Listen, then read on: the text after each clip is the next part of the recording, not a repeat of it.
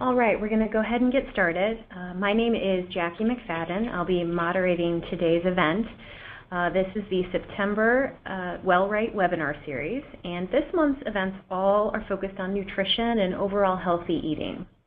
We'll have 4 total events. They'll be held every Thursday from 12 to 12:30 Central Standard Time. So hopefully you can make all of them or some of them, but please tell your fellow coworkers about the upcoming events as well if they weren't able to make today's.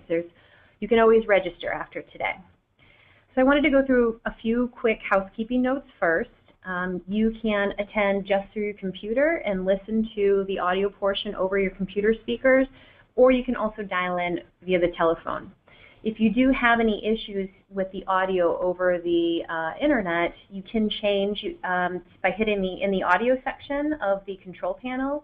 You can select telephone and actually try dialing in instead. You might have a better connection that way. Everyone will be muted for the entire duration, but you can still ask questions also through the control panel. You can type those in the questions section at the bottom. So, and just a final reminder, today's session is being recorded, so we will make that available for playback shortly after today's event. So now I want to introduce Coach Michael. Michael is WellRight's own health coach and nutrition expert, and he'll also be bringing in a special guest today. So today's presentation is titled Nutrition for Dummies. Welcome, Coach. All right, well, thank you everybody for tuning in again, and we're just really excited about today's presentation, probably more so than any of the others because we get to share with you a really special project that we've been working on. We titled today's presentation Nutrition for Dummies, not to be condescending or not to make anyone feel inadequate about their nutrition knowledge. It was really a reflection of our own journey with nutrition. And so starting here at WellRight, had a pretty big project of uncovering a lot of myths and facts about nutrition and wellness in general. And so today is just sort of a high-level overview of some things that we've discovered, and we'll hope you'll find it interesting as well. All right, so let's go ahead and get started. So I wanted to go ahead and introduce our special guest today. He is our CEO, boss man, head honcho here, Tad Mitchell. And Tad, why don't you go ahead and tell everyone a little bit about yourself here at the company? I mainly come from a software background, but one of the first things that I realized is we needed to put together some content, some health content, organize that in a way. And what you'll see on the next slide here when we get to it is basically what I tasked Michael with is helping create this book that we call the Me Handbook, which is basically the book you should have gotten when you were born, because it's the book, it's kind of the owner's manual that tells you how to take care of yourself. And we're not quite done with it, but we're on our journey, as Michael was talking about, and we're learning way more than we thought we were going to learn. And so what you're getting today and for the rest of the month is kind of a sneak preview into what we're finding in the nutrition section of the book. But it's been a very interesting journey. And it was really cool when Tad brought me on here. We had a lot of things that we were trying to talk about when it comes to nutrition. And my experience in the past with nutrition is I've always been kind of a myth buster a little bit. I've heard things, and then I believed things for years, and then I would come across research that either supported it or totally knocked it out. And when he said, hey, we should do some myths and facts and really uncover some truth, that was really right where I wanted to be. And with that came some initial struggle, actually. What we found, Tad and I both, is that we come here with some biases. I think we all do. I think we do things in our past. We read books that we really feel are either well supported or go with our ideology, and we run with it. We don't ever check the research. We don't really know if it truly works for everyone, but we just believe in it as fact. And when we started getting to really the bottom of some of these core issues and these questions, it took us by surprise. And even myself, studying nutrition for 10 years, there were some things that I was just really caught off guard by. And I don't know, Tad, did you feel the same? Yeah, I guess we really need to give a little bit more of our background. So Michael he's a bodybuilder. He's got a lot of muscles, and he's eaten a lot of protein in his life to get those muscles. And anyway, so you have a certain lifestyle to be able to. And then me, I might as well just say it. Religiously, I'm a Mormon, so I have some biases. Like, I think alcohol is bad, and tobacco and coffee. And so, we go at it and we do the alcohol section, and I mean, it didn't really come across this way, but you're like, alcohol must be bad. That's my assumption. And Michael's like, why? And I'm just like, well, God said it was bad, but that doesn't really, we needed to look deeper than that. That's not going to be enough for this book. So we came, I learned some stuff, and Michael, anyway, both of us learned some really interesting things. Yeah, I think through the process I was like, don't talk bad about my meat. I need it for working out, or I come from a Italian and Irish family, and it's like, well, why can't you drink a little bit of alcohol? So we were both bringing in some biases, but we really feel like we got to the core of the issue, and the real core is, despite values and norms and cultural issues, what's the impact on the body? And that's what we really wanted to talk about. So let's go ahead and just dig into our journey a little bit of the Me Handbook and find out a little bit about the process. So from a really high level, we identified these 6 areas that were really, really core to what we felt entailed everything health. And it was tobacco, obesity, alcohol, movement, nutrition, and stress. And really, Tad had these figured out before I came in, and I took one look at them and said, yeah, this is it. And as we started looking more into populational research, like what cultures around the world live the longest, year in and year out, for even the last couple hundred years, these 6 things kept coming up across the board every time. So we thought we would expose a little bit more of this.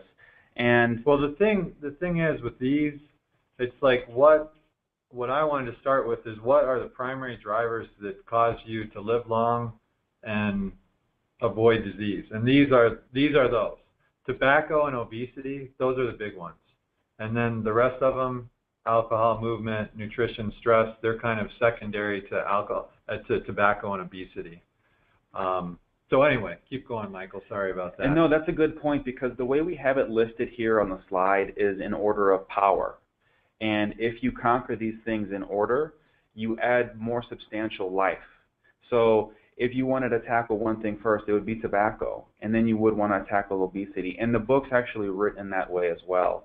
But we wanted to illustrate sort of our process within a given section. So once we looked at nutrition, we then identified these other areas of nutrition individually: vegetables, fruit, meat, legumes, grains, oils, meat, and so on and so forth. And what we did is we went into each one of these, and we started to uncover questions that people have. And I think we all have been raised in our houses, whether our parents or aunts and uncles have told us certain things about food, or the media or magazines, celebrities, you name it. We wanted to ask these questions again, and instead of just giving some face value answer, we wanted to go and research it and take a look at it and really uncover some truth. And we just wanted to give you an example about that. So here we have vegetables, for instance, and within vegetables we have lots of truths and myths here. And you can read over some of these, and in case you're listening in, there's a truth, like vegetables make you healthy, so we talk more about that. But then there's maybe a myth where raw vegetables are healthier than maybe frozen vegetables. And so we, kind of go through that, and we give some answers that, when you look at the research, it is not as conclusive as you might think. Actually, raw vegetables and frozen vegetables are pretty darn close from a scientific basis. I don't know, Ted, did you have anything to add to that? Well, what I was going to say here is just this section. I remember going through some of the questions in this section with my wife, and I think we all kind of know the answer, but it's really nice to just have it framed. Like, are raw better or frozen better? And, here's what we found out, that oh, this is the cooked one. This is actually the cooked one that we showed up there. Yes. And So I'd ask my wife, I'm like, honey, is raw better or cooked? I've asked this to a lot of people, and they're like, raw's got to be better, right? And the answer is both are better. It's really interesting to find out. So sometimes when you cook a vegetable, it makes some of the nutrients more available. And then sometimes when it's raw, the nutrients are more available. So the answer really here is you need to eat both, which kind of makes sense. You know, that's the other thing we found out with everything. When you go through it and you get the right answer there, it just frames it for you and it makes sense. And you don't have to go around with these myths and things that everybody's told you. You kind of know the answer anyway. It's exciting. It is, and actually when we were going through this specific myth, this is where my nutrition background failed me a little bit. You know, because it was always like, well, yeah, raw vegetables are better. No doubt about it. It comes from the earth. You pick it, it's good, and it's great for digestion. But then, like Tad was mentioning, we started to take individual vegetables and isolate them. And one nutrient, it improved when you cooked it. And then within that same vegetable, another nutrient maybe was depleted a little bit. But when you look at some of the raw foodist movements and some of these books that are written about the raw diets, we're not saying they're unhealthy. They're fantastic. They're improving vegetables.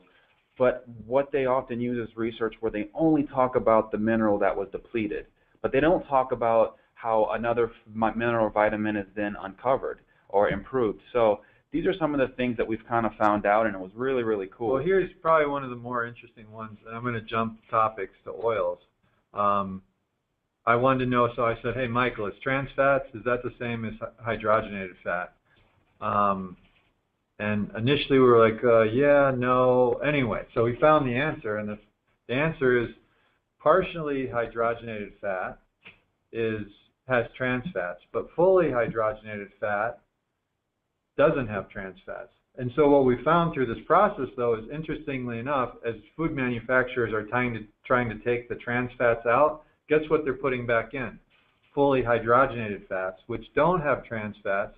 And so even though something says no trans fats, it doesn't mean at all that it's good for you. It might be loaded with fully hydrogenated fat that the body doesn't recognize and still causes, you know, the same problems as partially hydrogenated fat. And so it's been a really, really interesting journey, and I can't wait to, you know, some of these successive webinars to go deeper into specific areas. And through this process, we really had some criteria that we wanted to meet. And one of our sort of overlying criteria was that it had to be proven. Like what we were presenting and what we were writing about had to be proven. And so one of the best ways to do that is to look at populations that actually live the longest. Like, what do these people do? And it's a really, really fascinating topic. And so what we ended up doing is sort of researching the blue zones. And the blue zones is really cool. It's actually some really, really old research, but it's basically where the most centenarians live regularly, meaning people who reach the age of 100. And these populations have more percentage of their population living to 100 than anywhere else in the world. And the interesting thing is, you would think it would be bunched together on one continent or one country or one area, but it's not. It's actually all over the world. So the access to food was different, but the key components of the food that they chose was all the same. And we just wanted to give you some examples. But here we have Loma Linda, California, which is home of the Seventh-day Adventists. We have Sardinia, Italy, Okinawa, Japan, the Nicoya Peninsula in Costa Rica, and Icaria, Greece. And all of these places have long-living individuals. So there's a few things that they all do, and I think this is important to highlight. They all eat fruits, they all eat vegetables, they all eat grains, and they all eat legumes, beans. And that's across the board. So they predominantly have plant-based diets. Now, I want to illustrate something that was interesting to me. So coming up through some nutrition schooling, our professors were really kind of adamant about this whole wine thing. You know, wine leads to longer lives. It's got polyphenols and resveratrol in it. It improves the DNA expression, and this is why these cultures are living long.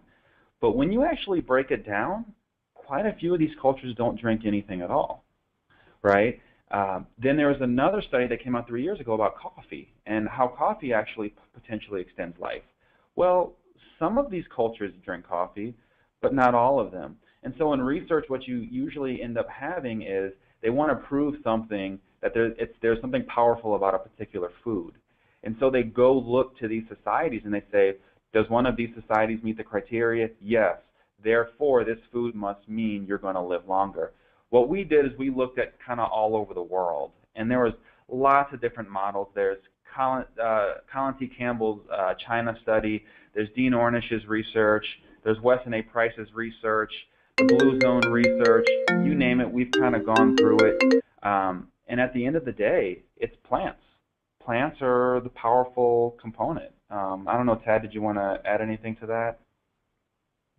Not really. I would almost go to the next because it kind of summarizes what we came up with, and in some ways it's beautiful how simple it is. Again, it's like one of those answers that just makes sense. Like you were saying, Michael, fruits and vegetables is where most of your eating should be, and then these other things, beans, whole grains, potatoes, all that stuff is good food. Just don't eat too much of it. And then as you get to the right, these are things that you should limit.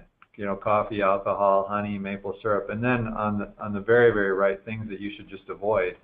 And that list is really short. We worked hard to get it short, but really what those things are on the very, very right are things that either, like they just give you calories and they have no nutritional value, so that would be sugar and refined grains, or they're just bad for you, like hydrogenated oil and deep fat fried foods are probably somewhere in the middle there. They've got some bad stuff plus not a lot of nutrients. It's simple, and really I guess the aha that you and I had when we came back to it is, which again is something we all probably know, is the closer the food is to the way nature provided it to us, the better it's going to be for us. And that's just the general rule of thumb. So when you look at sugar and refined grains and hydrogenated oil, these are things that have been modified by the food manufacturers of today, basically to produce cheaper food that, anyway, for a myriad of reasons, but mainly to make the food cheaper and last longer and all that stuff. But it's not good for us, and it's killing us. And I want to go back to that in a second. But the one thing that struck me as interesting is that I've read so many diets. I mean, you name it. If it's been on the New York Times bestseller list, chances are I've looked over it. And the one thing, once we created this list, it was so simple, but most nutritionists or nutrition professionals or doctors will have a hard time refuting it. This really encompasses a lot of different diets. It gives a lot of freedom. And there's a lot of diets out there that are very specific. You must eliminate this. You must eliminate carbohydrates, or you must eliminate all fat, or meat's bad, vegetables good. What we said is, you know what, there's a lot of whole foods that are really great in different quantities. So we really wanted to be inclusive when it came to selections of foods. And when you sit and kind of look at this table, it works really, really well for a lot of different diets.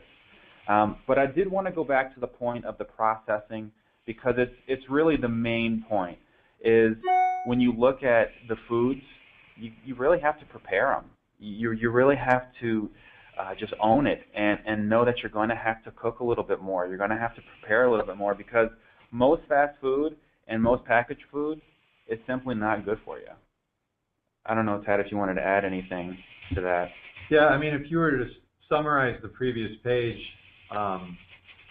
if you just didn't eat anything out of a package and you didn't eat from a restaurant, you'd be a long way to just having a healthy life. Because when you prepare your own food, most of the time you're preparing pretty good food for yourself.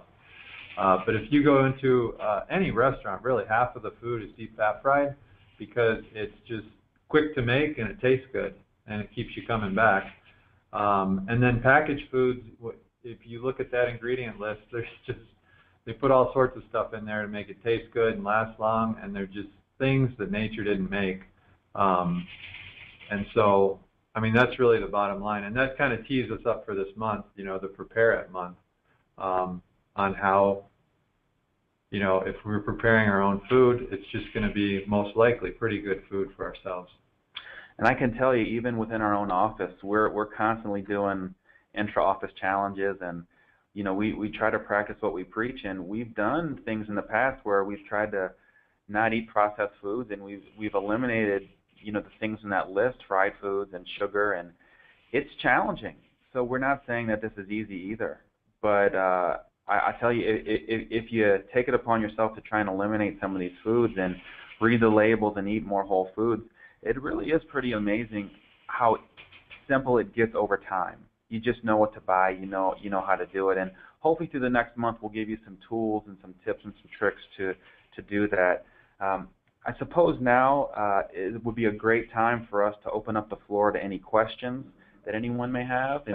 Okay, so get some questions, and I just want to have one more point while the questions come in. Sure. I want to reemphasize whole foods. That was another aha for me, because for years, doctors have been telling us to drink skim milk. It has fewer calories. It's good for you, right? Well, come to find out, half of the vitamins in the world are fat soluble. So if you strip out all the milk fat, you also just stripped out half of the vitamins. And come to find out also that the way nature has done things is vitamins aren't, they work together. So you got to have vitamins grouped to be absorbed best into your body. So basically, like with whole milk, with skim milk, you've stripped a package that nature has brought to us that works together. Same thing with eggs. Everybody gets off on, well, let's just have egg whites because there's no cholesterol in it. Well, come to find out when you study it that both parts of the egg really work together and your body gets more nutrients that way, and it's actually, healthier. And so you go through food by food. The closer that food is to how nature gave it to us in general, the better it is for you. Absolutely. Okay, well, let's give a moment for some questions. Again, a reminder, questions go in the control panel on the right-hand side. If you've minimized that, just press the orange arrow to move it back over to the left so it opens up that question box, and we'll take those as they come in. But I actually have one, and maybe I was thinking, can we go back to that slide that has the eat more, the ideal diet? I think that's a good one. We might have some questions on some of these components, but my question's about honey, because that was very surprising to me why that's on eat less, because I've heard a lot, honey's it's natural, it's a good flavoring to throw in things. Why is that under the less category? Yeah, well, one of the more common things that I hear from being a health coach is, well, I eat sugar, but it's natural. It's natural sugar.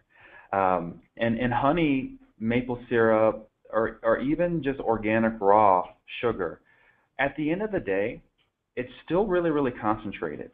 And so we put it under the less, not none, because we feel like there's some really, really important properties to honey. I actually did a presentation here where I showed that honey is probably the only food in the world that can survive for thousands of years and preserve itself. It's really amazing. It's super antibacterial. It's very, very powerful for immunity. It actually, for many civilizations around the world, it's their only form of antibiotics. So honey in itself has a wonderful, wonderful nutritional profile, but at the end of the day, it does pack quite a large sugar punch. And that's not at its detriment, but when you eat it in copious amounts, it can become a problem. And most people eat honey responsibly. I don't know anyone chugging jars of honey, but we No, you can have a couple teaspoons of honey and then you get all the benefits from honey, but after that,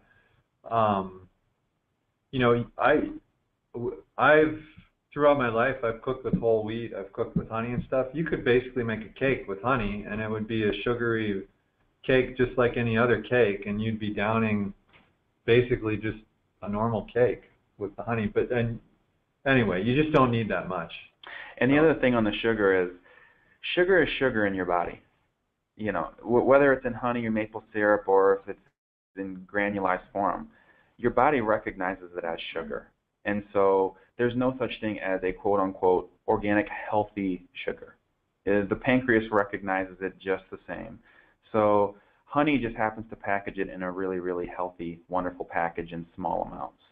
So hopefully that answered your question, Jackie. Okay. It did. Thanks. I have a good one that came in, because this is hard. So maybe you give some tips. But the question is, how do you avoid sugar? It's in everything. And it's very addictive.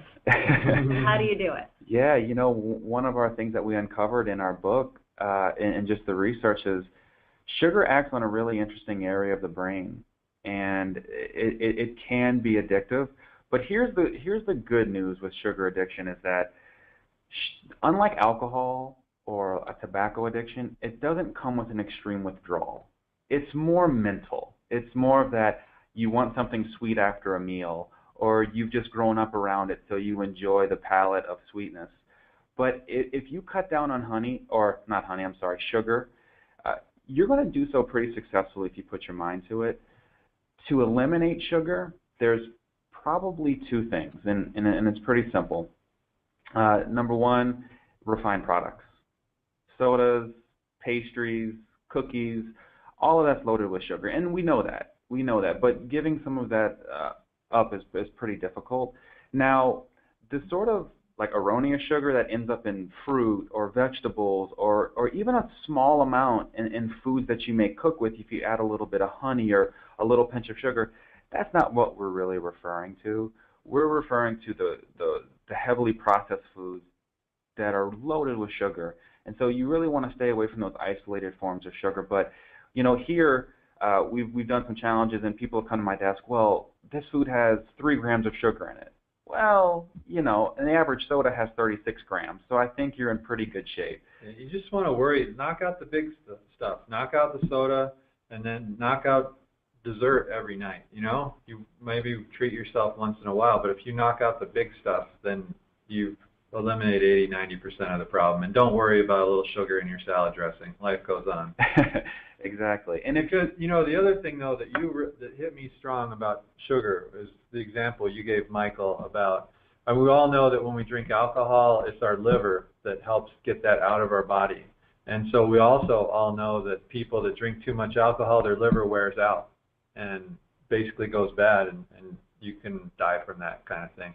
So it's kind of the same thing with sugar, is when you are taking sugar, like a lot of sugar at once, right? It hits your bloodstream really hard, and your body needs insulin, and your pancreas takes the brunt of that. Your pancreas is doing all the work. And so just like alcohol wears out your liver, big shots of sugar like soda and desserts and all that stuff all the time during your life, and even starting at young ages, they wear out your pancreas. And that's why we're seeing just rampant rates of type 2 diabetes in America today. Even amongst kids before they're 20, they're getting it. It's because it's so easy to get sugar today, and their pancreas just wears out. It can't handle it anymore.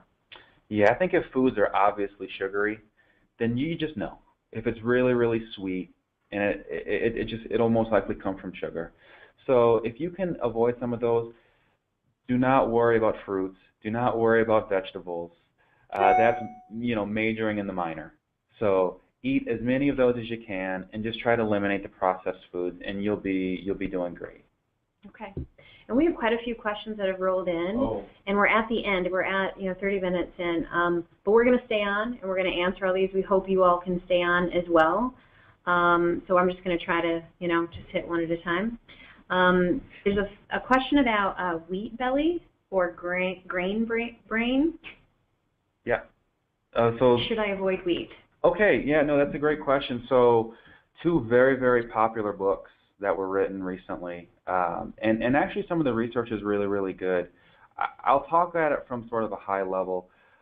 Gluten's been a very, very big topic, and there's some things that it's been shown in research to do to the stomach, to the gut lining.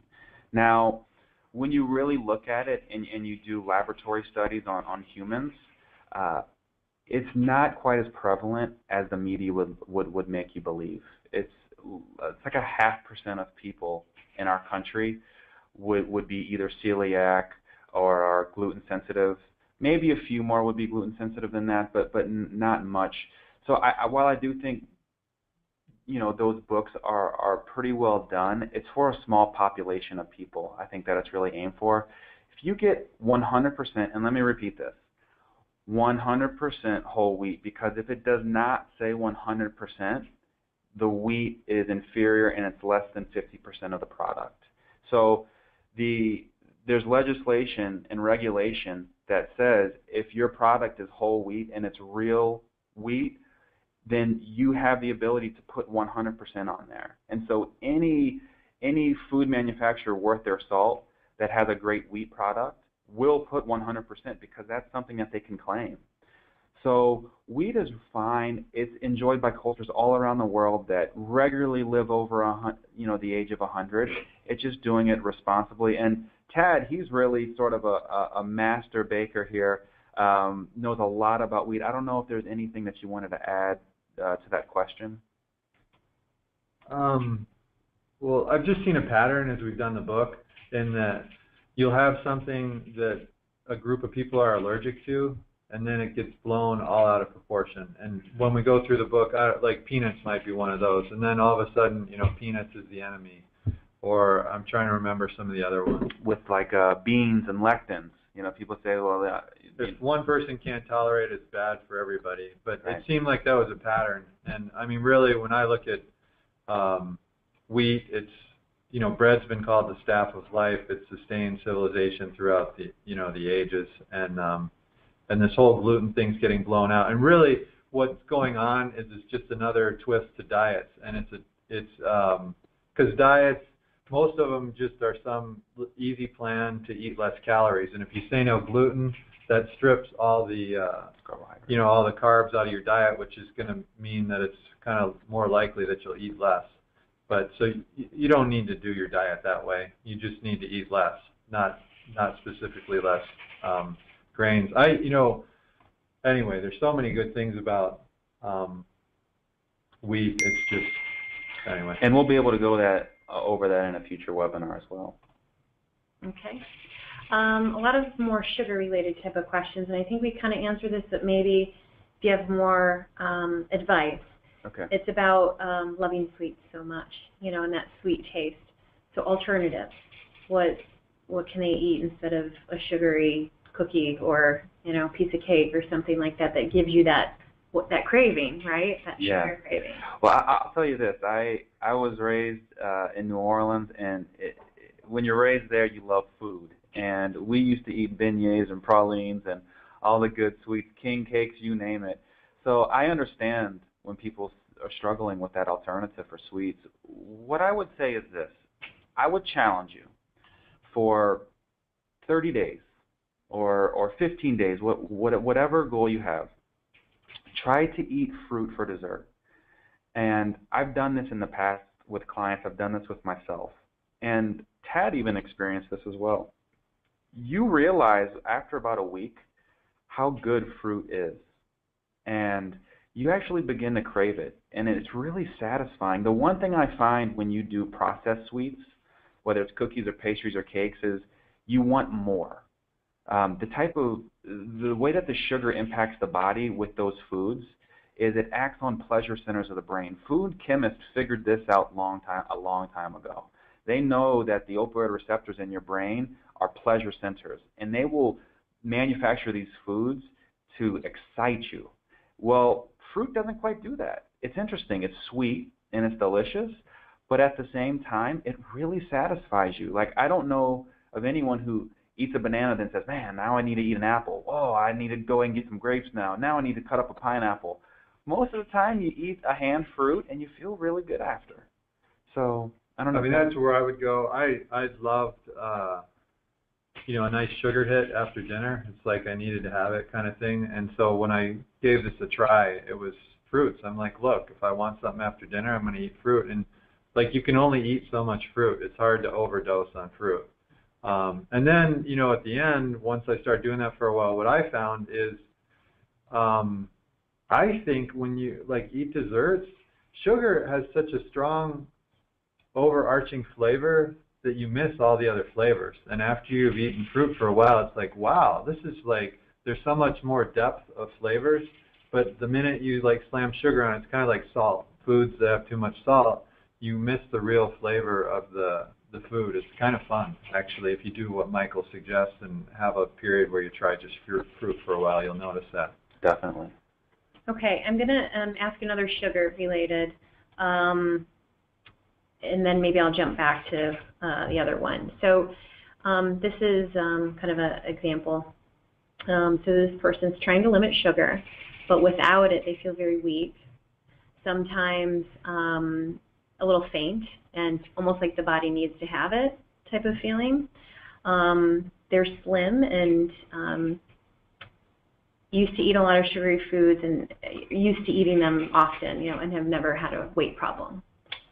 Okay, yeah. So one thing I would always check if you start to limit carbohydrates or sugar and you begin to feel weak, and when I say that, it's for an extended period of time, not just one time, but if this is ongoing, I would first visit your primary care physician and talk about this, because you may want to check your blood sugar levels. I say that cautiously, but it's something to consider when you talk about energy levels, because there's thyroid interaction and pancreatic interaction.